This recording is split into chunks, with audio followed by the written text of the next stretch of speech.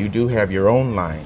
Am I correct Oh, about that? I co-designed a line for Okay. with The Limited based on Scandal, the television show. So myself and our brilliant costume designer, Lynn Paolo, she and I worked with the head designer at The Limited, Elliot Staples, and the three of us are designing a collection at The Limited. A lot of people talk about the show Scandal. I mean, it's really wildly popular. Why is it so popular among women of color?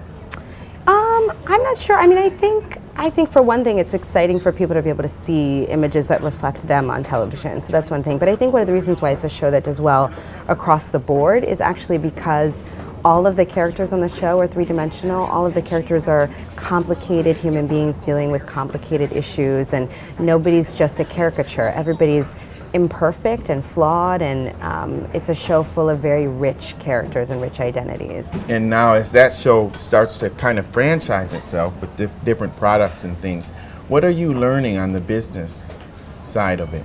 Well, it was really interesting. I mean, there was talk about doing something in the fashion landscape because all of the work that Lynn and I did around the aesthetic of Olivia Pope, the way she dresses, the way she lives her identity through her fashion, we worked really hard on that, and it really resonates with audiences. So when there was talk about maybe turning that into something, both Lynn and I were very vocal about wanting to be involved because we really wanted to protect the fashion of the show and protect the character and protect the world of our show and make sure that if something was done, that it was done with a high level of quality. So it's been really fun for us to be involved, and I'm learning so much about design. So that's an exciting partnership. Are there other businesses that you're interested in? Yeah, I'm moving into the producing landscape, so that's really exciting for me to be working behind the scenes in my business, and we'll see what other opportunities are out there.